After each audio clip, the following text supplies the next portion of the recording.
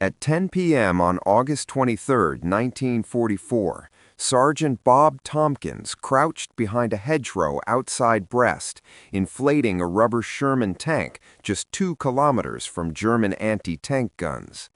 27 years old, 4 deception missions behind him, and not a single real tank destroyed, because that was the point. The Germans had 38,000 troops defending Fortress Brest, and Tompkins' job was to make them believe 30,000 Americans were about to smash their right flank using nothing but inflatable tanks, sound trucks, fake radio chatter, and painted illusions as the 603rd Camouflage Engineers, exhausted, soaked from rain, running on zero sleep and cold rations, followed 8th Corps orders to simulate 2 full tank battalions with just 1,100 men and rubber, inflating a 93-pound fake M4 Sherman that looked deadly from 800 yards through German binoculars, but would collapse if you leaned on it, while enemy observers watched from a church tower and likely called in artillery coordinates, unaware this army had no armor, no artillery, just carbines, machine guns, artists, engineers, actors, fashion designers like Bill Blass, painters like Ellsworth Kelly, photographers, West Point grads mixed with art school dropouts, all part of the 23rd Headquarters Special Troops, the Ghost Army, activated in January 1944 to fight with illusion instead of firepower, using dummy tanks visible from the air, sound trucks blasting recorded engines and shouting sergeants, radio operators mimicking real divisions, and jeeps painted with fake insignia, having already pulled off missions like fake Mulberry Harbors and Operation Fortitude to mislead Hitler about Normandy. But now the stakes were extreme. Real U.S. divisions had to withdraw so Patton could race across France, and the Ghost Army had to hold the line with fakes. If discovered, 1,100 lightly armed men wouldn't last minutes, so as Tompkins checked his watch at 02:30 with only hours until dawn, Task Force X rushed to inflate 15 tanks before Luftwaffe reconnaissance planes arrived at 0600, knowing that if the tanks looked fake from the air, the operation would fail, and if they looked real, German 88mm guns would start firing, as men like Private James Anderson, an auto mechanic from Virginia, carved fake tank tracks with a bulldozer to sell the illusion. Compressors jammed and restarted, rubber hulls expanded into shape, sound trucks rolled in at 0330, playing just loud enough to fool listening posts. Dawn broke at 0612. A German recon plane passed at 0647, snapping photos, and by noon, intercepted radio traffic confirmed the truth. The Germans were redeploying up to 50 anti-tank guns directly at Tompkins' fake Shermans, proof the deception worked, and proof that an idea born just 6 months earlier in a London office, inspired by British tricks in North Africa, and built from scratch with no doctrine, no manuals, only creativity and nerve, had just convinced the enemy to aim real firepower at an army that didn't exist. And if you want to know how far this illusion went and how many lives it saved, you already know what to do.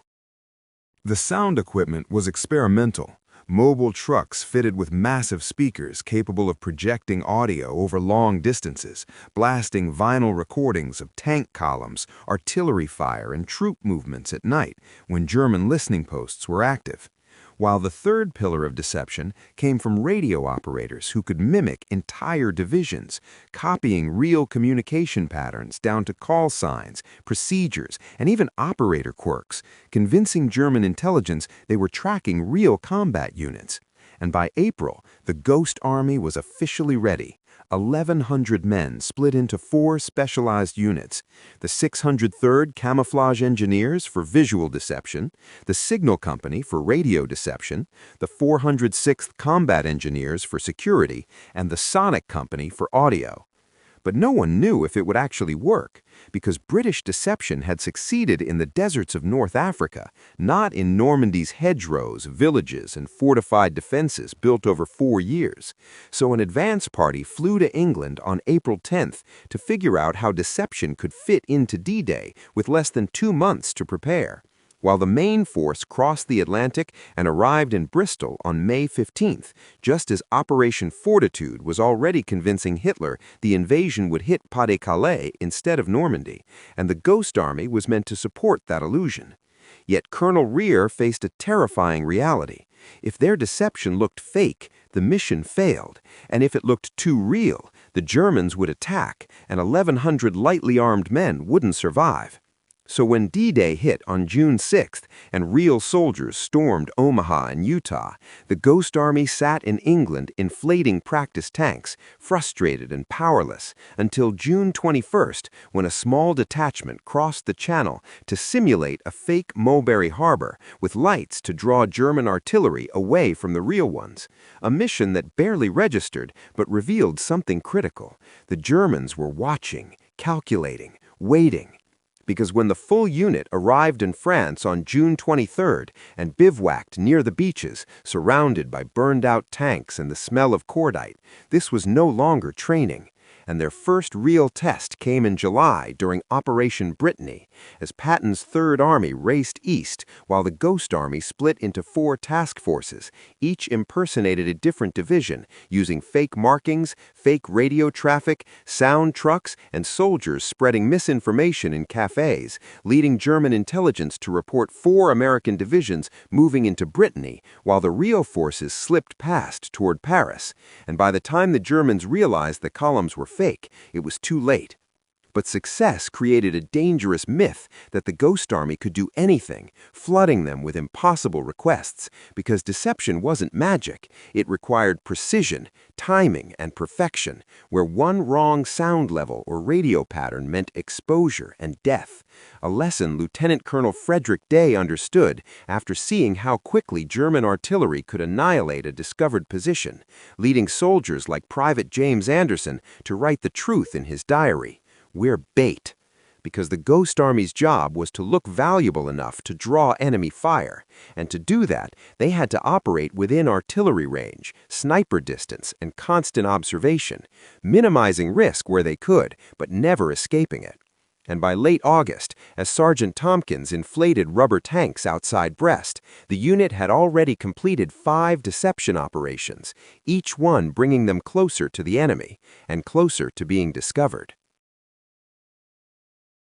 0 men killed, 18 wounded, all from random artillery fire, not targeted strikes, just bad luck from operating too close to the front. But the men knew their luck wouldn't last forever, because eventually German intelligence would notice the pattern, connect the dots, and realize some American units only appeared at night, only talked on the radio, and never actually attacked. And when that happened, the Ghost Army would stop being bait and become the target. And rubber tanks don't stop bullets, so at Brest, Tompkins watched morning light spread across his inflatable Shermans, knowing somewhere German artillery crews were loading shells to destroy what they thought was a real armored battalion, unaware that at 0400, Task Force X had already deflated the tanks, packed them onto trucks, and vanished before the real assault began. And when the attack hit on August 25, 1944, with 75,000 Americans crashing into Fortress Brest from 3 directions, German intelligence reported tank battalions threatening both flanks, forcing General Romke to reposition between 20 and 50 88mm guns toward empty fields, weakening the German defense just enough to reduce American tank losses, not win the battle, but tilt the odds. And after 27 brutal days, Brest fell. the garrison destroyed or captured, and the Ghost Army barely had time to rest before being thrown into Operation Bettenberg, where 1,100 men had to impersonate 15,000 and hold a critical gap in Patton's thin lines using nothing but sound trucks and radio deception, broadcasting fake tank movements and non-stop division-level radio traffic for 7 straight days, while German artillery fired harassment rounds into the sector, wounding 3 men by sheer chance, yet never discovering the deception, allowing real American units to move in and the Ghost Army to slip away again.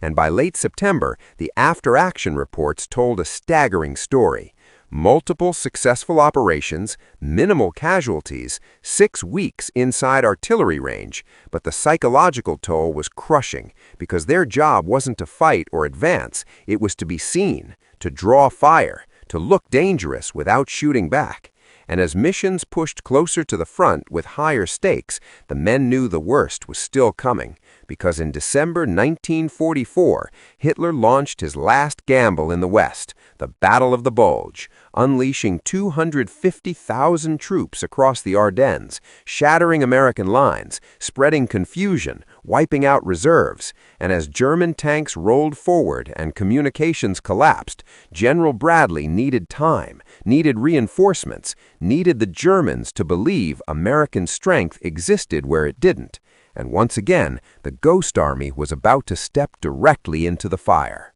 Except for the Ghost Army, 1,100 men with inflatable tanks. Because with no real reserves left, Bradley's staff approved Operation Kodak, a radio-only deception with no visuals and no sound effects, just fake communications designed to convince German intelligence that 2 full American divisions were moving south of the breakthrough, forcing Hitler's commanders to divert forces against reinforcements that didn't exist, even though the mission was insanely dangerous as the front was collapsing and nobody knew exactly where German units were, meaning the Ghost Army could literally drive into the enemy while setting up. So on December 19th, radio operators went on the air impersonating the 75th Infantry Division and the 6th Armored Division, transmitting supply requests, movement orders, reconnaissance reports, tank maintenance logs, fuel requisitions, artillery coordination messages, hundreds of perfectly authentic transmissions every day,